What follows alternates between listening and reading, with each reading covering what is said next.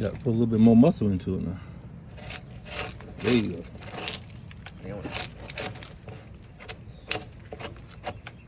You gotta worry about getting it down too far. Just get the bark off.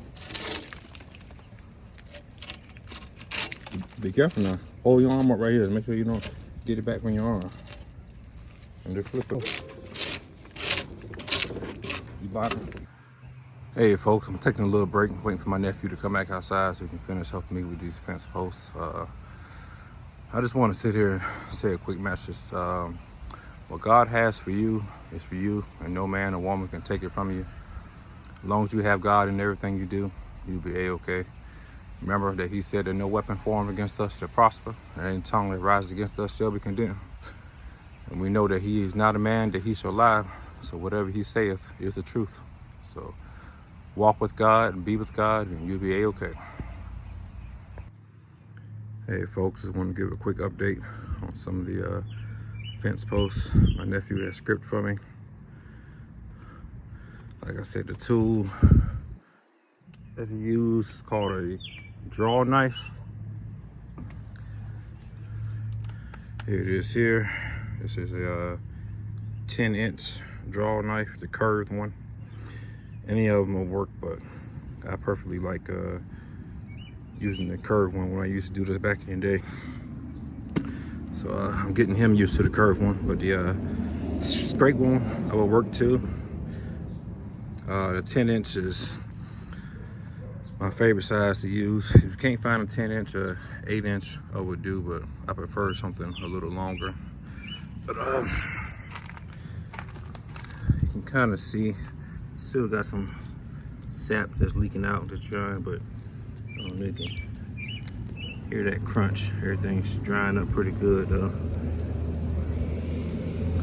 Like I said, this one he just did, so that's why it still looks wet. And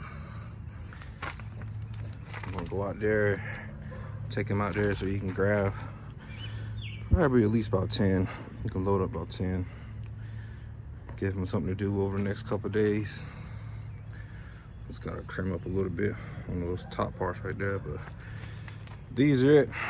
Like I said, I'll be using the bigger ones for the corners and the middle sections, and these I'll be using to fill in any gaps in between going around the garden and stuff. But that's it. Like I said, if you got the trees, put them to use.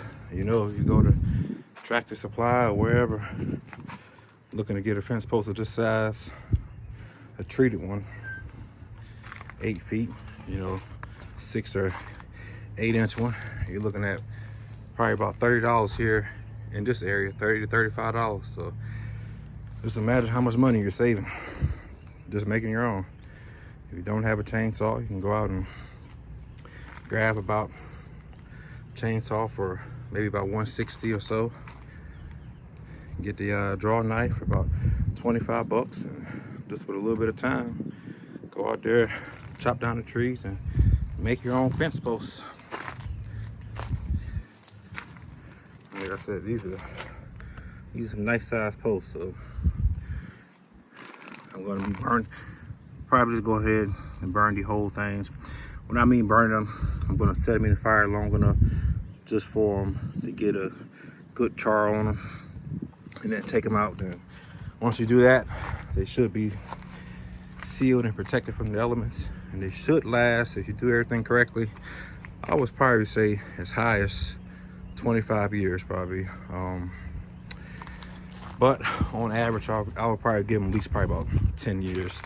But by then, all the trees should be well established and big enough to sustain any damage that any deer or any other wildlife can give to them. But that'll be it for this video, folks. Everybody stay safe, stay blessed, and see you in the next one.